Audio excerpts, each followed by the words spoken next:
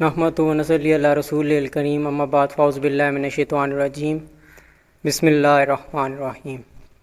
آج جی ہم مسجد نبی السیف میں آئے ہوئے ہیں اور ہمارے ساتھ خطیب مسجد ہیں قاری ریاض صاحب، جو کہ بہت اچھے مقرر ہیں۔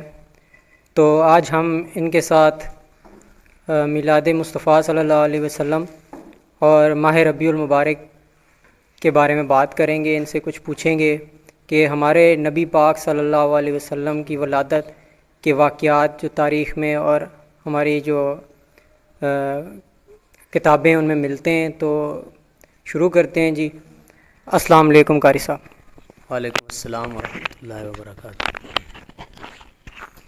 سب سے پہلے میں وقاص بھائی آپ کو شکریہ ادا کرتا ہوں کہ آپ آئے اور نبی پاک صلی اللہ علیہ وسلم کی ولادت اور تاریخ کے حوالے سے نبی علیہ الصلوۃ والسلام کی ولادت سے پہلے اور نبی علیہ الصلوۃ والسلام کی عین ولادت کے وقت کون سی بابرکات جو تھیں وہ ان کا ظہور ہوا، تو میں اپنے ناظرین کو یہ بتانا چاہتا ہوں کہ اللہ رب العزت کا ہم پر بہت بڑا احسان ہے، انعام ہے، اکرام ہے کہ اللہ رب العزت نے ہمیں سب کچھ عطا کیا، لیکن کہیں بھی اللہ رب العزت نے اپنے احسان کو نہیں جتلایا۔ لیکن اللہ رب العزت نے اپنے رسول جناب محمد الرسول اللہ صلی اللہ علیہ وآلہ وسلم کو مبعوث فرمایا، تو اللہ رب العزت نے یہ فرمایا لقد من اللہ علی المؤمنین اذ بعث فیہم رسولا۔ اللہ فرماتے ہیں کہ مومنین کے اوپر میں نے بہت بڑا احسان کیا ہے کہ میں نے اپنا رسول ان کے اندر بھیجا ہے۔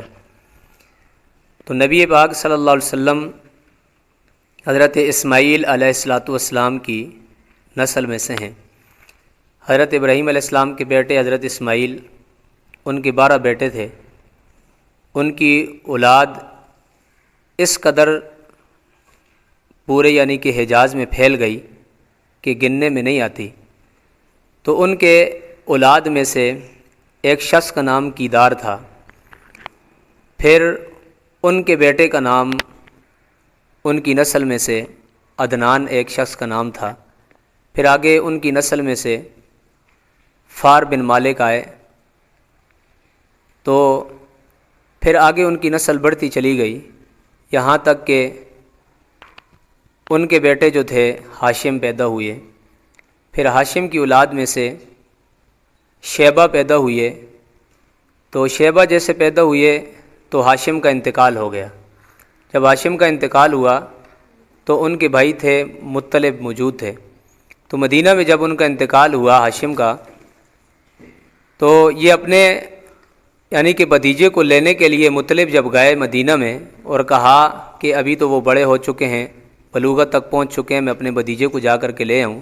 مکہ سے مدینہ پہنچے، اپنے بھتیجے کو جب مکہ میں لایا تو لوگوں نے دیکھا تو لوگ کہنے لگے یہ نوجوان ان کا غلام ہے مطلب کا، تو ان کا نام اس وجہ سے عبد المطلب پڑ گیا۔ تو حضرت عبد المطلب جو تھے، آگے ان کی ایک سردار لڑکی سے شادی ہوئی، پھر آگے ان کی اولاد ہوئی، ان کی اولاد میں سے حارث، زبیر، حمزہ، عباس، اسی طریقے سے ابو لہب، اور نبی علیہ السلام کے والد عبداللہ تھے، پھر عبداللہ کی اولاد میں جناب محمد الرسول اللہ صلی اللہ علیہ وسلم پیدا ہوئے، یعنی کہ حضرت اسماعیل علیہ الصلوۃ والسلام کی اولاد میں سے نبی علیہ الصلوۃ والسلام آخری پیغمبر بن کر کے آئے۔ تو نبی پاک صلی اللہ علیہ وسلم کی ولادت سے پہلے تاریخ کے جو واقعات ملتے ہیں، البدایہ والنہایہ میں، طبقات میں ہے، تاریخ کی یہ کتابیں ہیں، سیرت کی کتابوں میں اور بھی کتابوں میں لکھا ہوا ہے کہ حضرت حلیمہ فرماتی ہیں، حضرت آمنہ جو ان کی والدہ تھیں، وہ فرماتی ہیں کہ جب سے یہ بچہ میرے پیٹ میں آیا ہے تو مجھے کوئی تکلیف اور تھکن کبھی محسوس نہیں ہوئی، یہاں تک کہ میں پانی پہلے نکالنے کے لیے جایا کرتی تھی تو بڑی مشکل سے میں کنویں سے پانی نکالا کرتی تھی، لیکن جب سے یہ بچہ میرے پیٹ میں آیا ہے تو پانی خود اوپر آتا ہے اور آ کر کے میرے قدموں کو بوسہ دیتا ہے، مجھے کوئی تکلیف محسوس نہیں ہوتی۔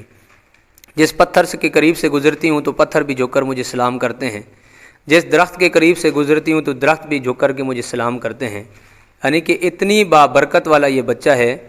وہ فرماتی ہیں کہ جب یہ پیدا ہوئے محمد رسول اللہ صلی اللہ علیہ وسلم تو پاس موجود تھی حضرت عبد الرحمن بن عوف رضی اللہ تعالی عنہ کی والدہ حضرت شفا وہ پاس موجود تھیں.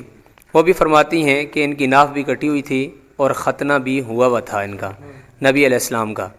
تو اس وقت ایک نور ظاہر ہوا، ایک روشنی ظاہر ہوئی اور وہ اس قدر پھیلی کہ شام اور بصرہ کے محلات بھی روشن ہو گئے. حضرت آمنہ فرماتی ہیں کہ میں نے اس روشنی کی وجہ سے شام اور بصرہ میں رات کو چلنے والے اونٹوں کی گردنیں بھی میں نے دیکھی ہیں. تاریخ کی روایات سے یہ ملتا ہے. یعنی کہ نبی علیہ الصلوۃ والسلام کے آنے سے دنیا میں آنے سے پہلے کات سالی تھی عرب میں، اور اس قدر کات سالی تھی سارے بھوک کا شکار تھے. نبی علیہ الصلوۃ والسلام جیسے ہی پیدا ہوئی تو بارشیں ہونا بھی شروع ہو گئیں، سر سبز و شاداب زمین ہو گئی، پھل اور پھول لگ گئے، تو ہر طرف خوشحالی اور بہار آ گئی. تو ربیع الاول کے مہینے میں نبی علیہ الصلوۃ والسلام کی پیدائش مبارک پیر کے دن ہوئی ہے. مورخین لکھتے ہیں، محدثین بھی لکھتے ہیں کہ زیادہ تر جو محدثین اور مورخین جمہور علماء کا جو قول ہے وہ کہتے ہیں کہ 8 ربیع الاول کو نبی پاک صلی اللہ علیہ وآلہ وسلم کی پیدائش مبارک ہوئی. بعض روایات میں 9 ربیع الاول آتا ہے، بعض روایات میں 12 ربیع الاول آتا ہے، اور بعض روایات میں 2 ربیع الاول آتا ہے. لیکن زیادہ جو صحیح کے قریب روایت ہے وہ 8 ربیع الاول کی ہے، اور وفات نبی علیہ الصلوۃ والسلام کی بالاتفاق 12 ربیع الاول کو ہی. تو نبی علیہ الصلوۃ والسلام کی پیدائش کی بات کر رہے تھے کہ جب ان کی پیدائش ہوئی تو ایک نور ظاہر ہوا، اور ایک طرف یعنی کہ ہر طرف بہار ہی بہار نظر آنے لگی، کات سالی ختم ہو گئی. کیونکہ نبی علیہ الصلوۃ والسلام کو اللہ رب العزت نے دنیا میں مبعوث فرمایا تو یعنی کہ تمام جانوں کے لیے رحمت بنا کر کے بھیجا. اللہ رب العزت خود رب العالمین ہیں اور اپنے آخری پیغمبر کو رحمت للعالمین بنا کر بھیجا. نبی پاک صلی اللہ علیہ وآلہ وسلم تمام جانوں کے لیے رحمت بنا کر بھیجے گئے. جس طریقے سے اللہ نے فرمایا وما ارسلناک الا رحمۃ للعالمین، کہ ہم نے آپ کو بھیجا ہے رسول بنا کر اور تمام کے تمام جانوں کے لیے رحمت بنا کر کے آپ کو بھیجا ہے. نبی علیہ الصلوۃ والسلام حیوانوں کے لیے بھی رحمت بن کر آئے، پرندوں کے لیے بھی، چرندوں کے لیے بھی، انسانوں کے لیے، جنوں کے لیے، تمام کی تمام مخلوقات کے لیے نبی پاک صلی اللہ علیہ وآلہ وسلم رحمت بن کر کے آئے. اور انہی کی وجہ سے جو نبی علیہ الصلوۃ والسلام کے صحبت یافتہ تھے صحابہ اکرام اور اہل بیت رضوان اللہ تعالی علیہم اجمعین، وہ کس حالت میں تھے؟ نبی علیہ الصلوۃ والسلام کے آنے سے پہلے وہ جہالت اور کفر اور شرک کے اندر مبتلا تھے، ہر طرف کفر اور شرک کے اندھیرے میں ڈوبی ہوئے تھے. قرآن بیان کرتا ہے وَإِن كَانُوا مِن قَبْلُ لَفِي ضَلَالٍ مُبِينٍ کہ نبی علیہ الصلوۃ والسلام کے آنے سے پہلے سارے کے سارے سری گمراہی کے اندر مبتلا تھے. نبی علیہ الصلوۃ والسلام آئے تو انہوں نے آ کر کے توحید کی روشنی دی. نبی علیہ الصلوۃ والسلام آئے تو انہوں نے آ کر کے قرآن کی آیاتوں سے ان کے دلوں کو پاک اور صاف کیا، منور کیا، روشن کیا. اللہ کا قرآن کہتا ہے وَكُنْتُمْ عَلَىٰ شَفَا حُفْرَةٍ مِّنَ النَّارِ، نبی علیہ السلام کے آنے سے پہلے وہ اس قدر جہالت میں ڈوبے ہوئے تھے کہ وہ جہنم کے کنارے تک پہنچ چکے تھے. یکدم نبی علیہ الصلوۃ والسلام کی صحبت کی وجہ سے اللہ نے ان کو یہ اعزاز دے دیا اولئک هم الوارثون، وہ حقیقت میں جنت کے وارث بن گئے. وہ حقیقت میں جنت کے وارث بن گئے. وجہ کیا تھی؟ کہ نبی علیہ الصلوۃ والسلام کی صحبت کا اثر تھا. نبی علیہ الصلوۃ والسلام کی حدیث مبارکہ ہے لا یؤمن احدکم حتی اکون احب الیہ من والدہ وولدہ والناس اجمعین، کہ اس وقت تک کوئی بندہ مومن نہیں ہو سکتا جب تک کہ اپنے والدین سے، اپنے عزیز و قارب سے، دنیا و مافیات سے بڑھ کر مجھ سے اس کی محبت نہ ہو جائے. تو حضرت عمر بن خطاب رضی اللہ تعالیٰ عنہ کا واقعہ بھی ہے. وہ کہنے لگے یا رسول اللہ صلی اللہ علیہ وسلم کہ آپ کی محبت ہمارے دل میں ہے، بعض اوقات ہمارے والدین یا بچوں کی محبت غالب آ جاتی ہے. تو نبی علیہ الصلوۃ والسلام نے فرمایا عمر ابھی تک ایمان کامل نہیں ہوا. پھر دوبارہ حضرت عمر فاروق رضی اللہ تعالیٰ عنہ کہنے لگے یا رسول اللہ میرے ماں باپ، عزیز و اقارب، اولاد، دنیا و مافیا، ہر چیز سے بڑھ کر آپ کی محبت ہمارے دلوں میں آ چکی ہے. تو اس وقت نبی علیہ الصلوۃ والسلام نے فرمایا کہ اب آپ کا ایمان کامل اور مکمل ہو چکا ہے. ہمارا ایمان بھی اس وقت تک کامل اور مکمل نہیں ہو سکتا جب تک کہ ہم نبی علیہ الصلوۃ والسلام سے محبت اپنے ماں باپ، اپنے عزیز و اقارب، اپنی اولاد، اپنے مال، دنیا و مافیا سے زیادہ بڑھ کر نہ کریں.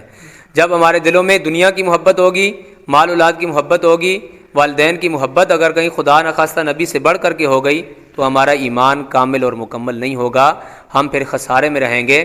محبت رسول سب سے بڑی چیز ہے کہ جس کے دل میں نبی کی محبت ہوگی وہ دنیا میں بھی کامیاب ہوگا، آخرت میں بھی کامیاب ہوگا.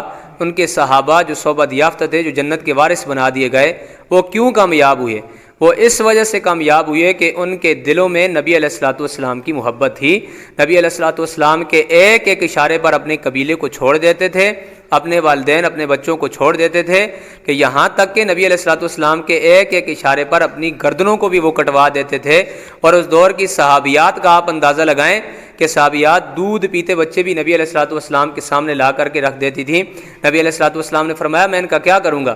تو وہ صحابیات کہنے لگی کہ یا رسول اللہ آپ جنگوں میں جاتے ہیں، آپ کے اوپر تیر برسائے جاتے ہیں، تیر پھینکے جاتے ہیں، تلواریں چلائی، ڈھال کے طور پر ہمارے بچوں کو استعمال کر لینا. اس سے بڑھ کر اور نبی علیہ الصلوۃ والسلام کے ساتھ محبت کیا ہو سکتی ہے؟ اسی وجہ سے اللہ رب العزت نے ان لوگوں کے لیے بھی اعلان فرما دیا رضی اللہ عنہم ورضوا عنہ، میں ان سے راضی ہوں یہ مجھ سے راضی ہیں. وجہ کیا ہے کہ صرف اور صرف محبت رسول، اطاعت رسول ان کے دلوں کے اندر بس اور رچ چکی تھی. کہ آج اگر ہم نے بھی محبت رسول اپنے دلوں میں بٹھانی ہے تو سیرت کا مطالعہ کرنا چاہیے، سیرت کی کتابوں کو پڑھنا چاہیے، سیرت کے حوالے سے تقاریر سننی چاہیے، اور اپنے دلوں میں نبی علیہ الصلوۃ والسلام کو جگہ دینی چاہیے. نبی علیہ الصلوۃ والسلام کی جو زندگی ہے اس کے مطابق عمل کرنا چاہیے. جب اس کے مطابق عمل کریں گے تو اللہ رب العزت دنیا میں بھی کامیاب فرمائیں گے، آخرت کے اندر بھی کامیاب فرمائیں گے. میں دعا گو ہوں کہ خلاق عالم مجھے اور تمام جو ناظرین سننے والے ہیں ان کو نبی پاک صلی اللہ علیہ وآلہ وسلم اور ان کے پیارے صحابہ کرام اور اہل بیت کے نقش قدم پر چلنے کی توفیق عطا فرمائے. وآخر دعوانا ان الحمد للہ رب العالمین. جزاکم اللہ خیر. جی قاری صاحب ہمیں آپ بتائیے گا کہ یہاں پہ ایک آپ لوگ کوئی کانفرنس کر رہے ہیں، کون اس میں مہمان گرامی ہیں، مقررین کون کون ہیں اور کب منعقد ہو رہی ہے، ذرا ہمارے سننے والوں کو بتا دیجیے گا. بسم اللہ الرحمن الرحیم.